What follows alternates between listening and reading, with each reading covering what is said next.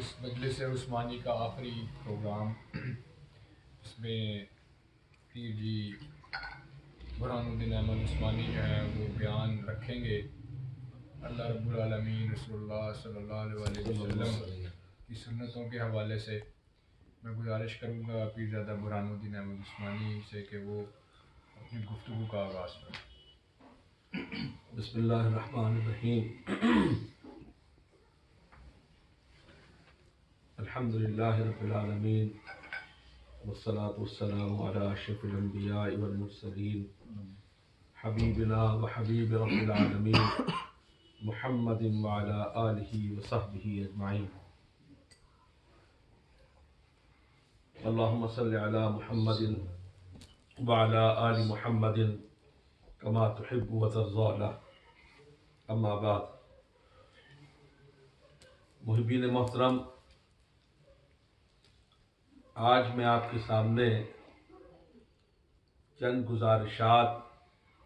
بعنوان سید الدرود پیش کرنا چاہتا ہوں۔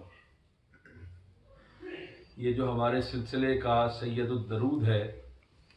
اللہم صل علی محمد وعلی آل محمد کما تحب و ترضى، اس کے متعلق دو معروضات عرض کرتا ہوں۔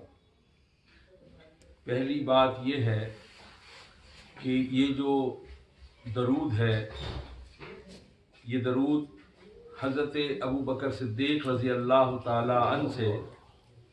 ایک روایت ملتی ہے جس سے اس درود کا تسلسل ہے۔ روایت یوں ہے کہ حضرت صدیق اکبر رضی اللہ تعالی عنہ ارشاد فرماتے ہیں کہ ایک دن میں اور حضور نبی اکرم صلی اللہ علیہ وآلہ وصحبہ وسلم ہم دونوں دوست ایک ساتھ بیٹھے ہوئے تھے اور سرگوشی کر رہے تھے۔ ہم دونوں دوست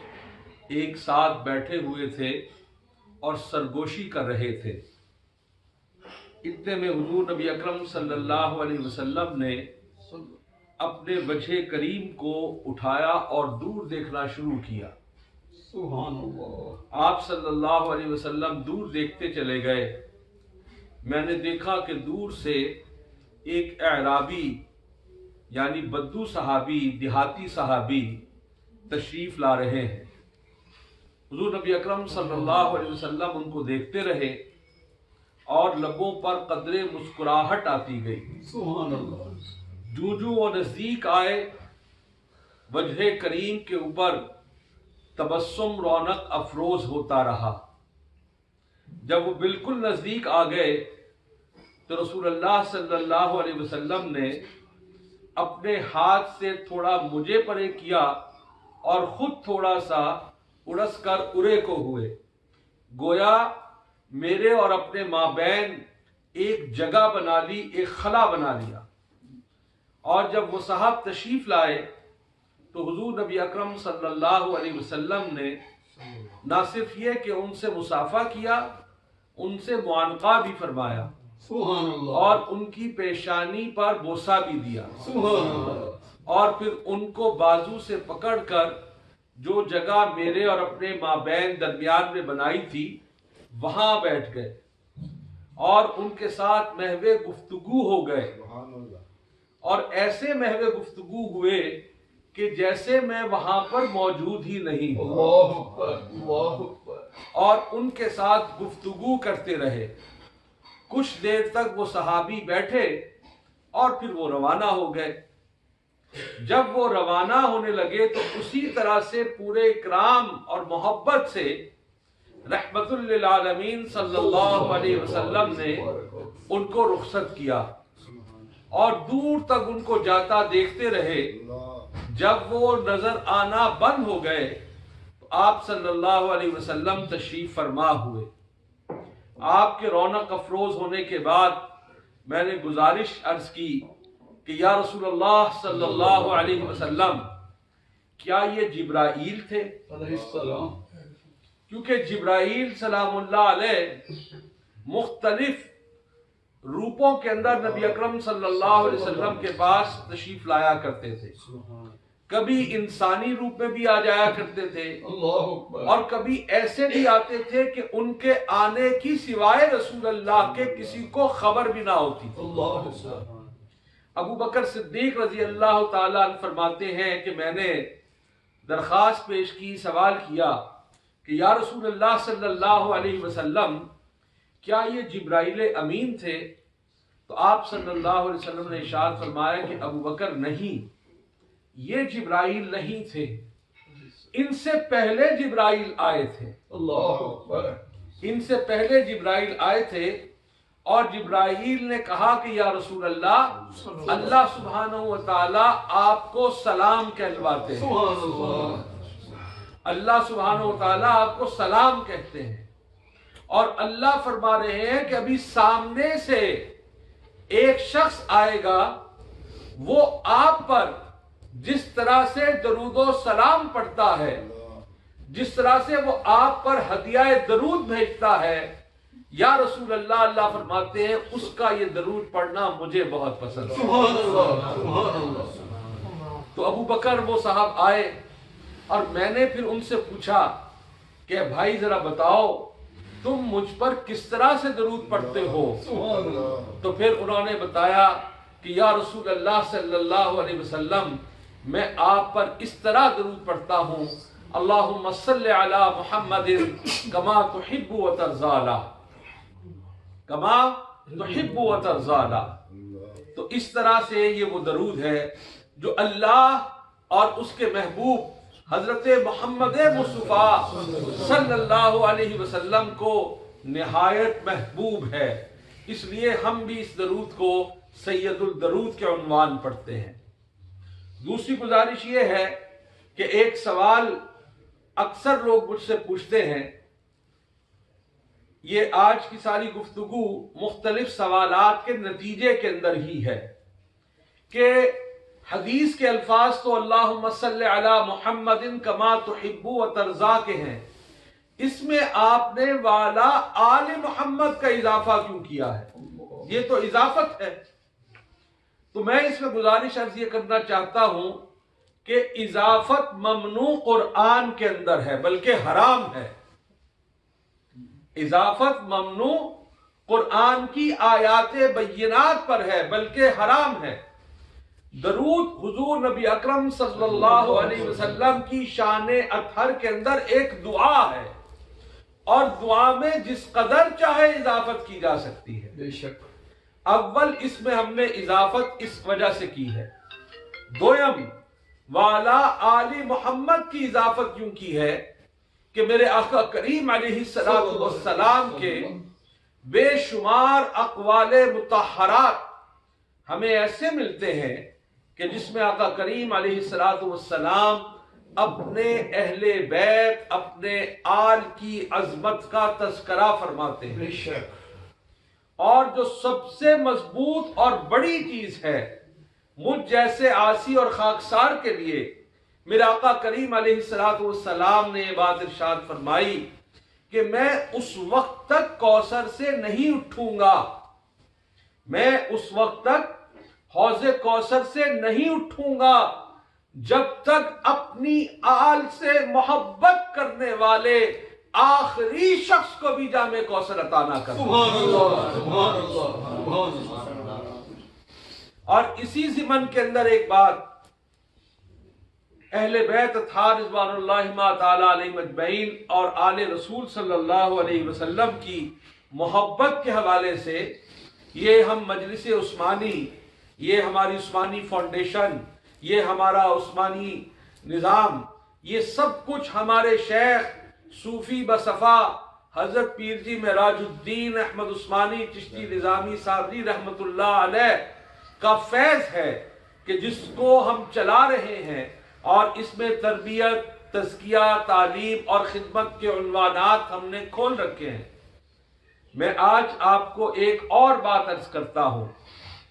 کہ حضرت پیر جی معراج الدین احمد عثمانی رحمت اللہ علیہ اپنے وصال سے چند دن قبل کی بات ہے کہ حضرت نے مجھے بلایا، اپنے قریب بلایا، میں آیا اور بیٹھ گیا، مجھے اور زیادہ قریب کیا، اور فرمانے لگے کہ برہان،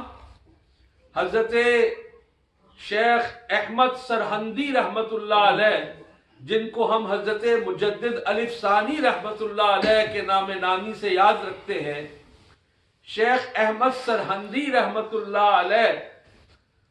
کو ان کے بوڑھے باپ شیخ عبد الاحد رحمت اللہ علیہ نے، شیخ عبد الاحد رحمت اللہ علیہ نے ایک دن اسی طرح سے اپنے پاس بلایا، اور جب شیخ احمد سرہندی اپنے والد کے نزدیک ہو گئے تو ان سے وہ مخاطب ہوئے اور بیٹے سے یہ کہا کہ میرے بیٹے، وہ دل بندہ مومن کا دل نہیں ہے جس میں اہل بیت کی محبت نہ ہو، اور میرے بیٹے تو اس بات پر گواہ ہو جا، میرے بیٹے تو اس بات پر گواہ ہو جا کہ میرا دل اہل بیت کی محبت سے لبریز ہے، میرا دل اہل بیت کی محبت سے لبریز ہے۔ تو میرے شیخ حضرت عثمانی صاحب رحمت اللہ علیہ نے شیخ احمد سرہندی رحمت اللہ علیہ کی سنت پر عمل کرتے ہوئے مجھ سے مخاطب ہو کے کہا کہ برہان، میں آج تجھے بتا رہا ہوں کہ میرا دل اہل بیت اطہار کی محبت سے لبریز ہے، اور جب تک میری سانسوں میں سانسیں باقی ہیں، جب تک میں زندہ رہوں، تیری یہ ڈیوٹی ذمہ داری ہے کہ تو نے اکثر مجھ سے یہ سوال پوچھنا ہے کہ میاں دل میں اہل بیت کی محبت کا کیا عالم ہے۔ اس لیے یہ ہمارے شیخ کی تعلیمات کے اندر خاص تعلیم ہے کہ اہل بیت اطہار رضوان اللہ تعالی علیہم اجمعین کی محبت کو مطمع ایمان سمجھا جائے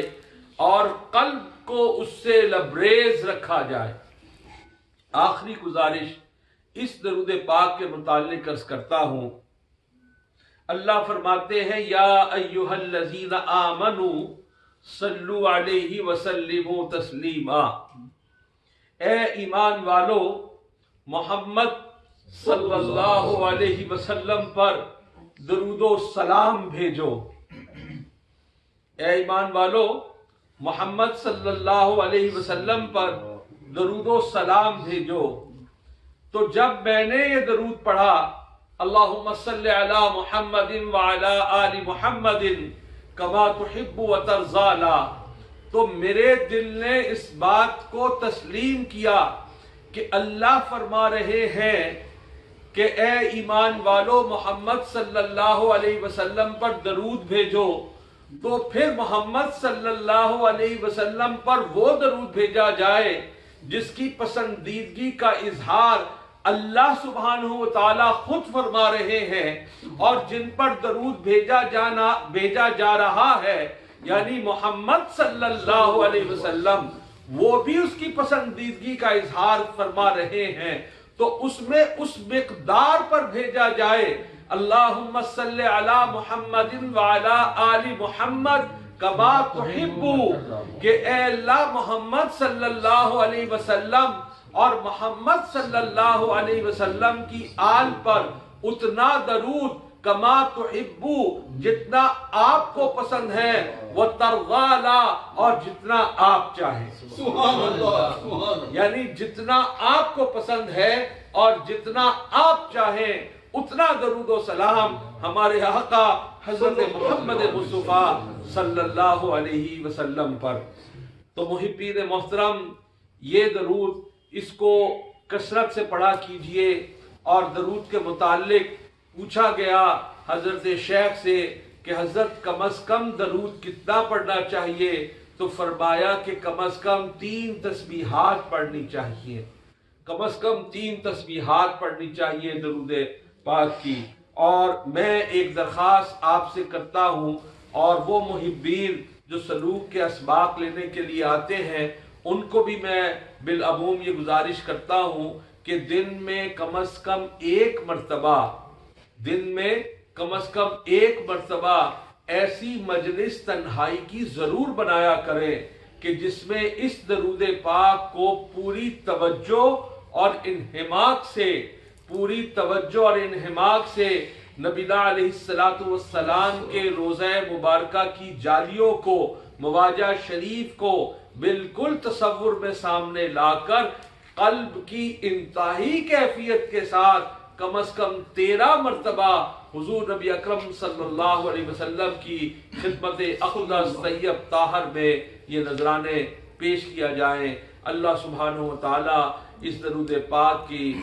برکت سے ہماری دین اور دنیا کے تمام معاملات کو صحیح فرمائیں اور اپنے فضل کا، انعام کا دروازہ ہم پر کھول دیں۔ اقول قولی ھذا واستغفر اللہ لی ولکم ولسائر المسلمین۔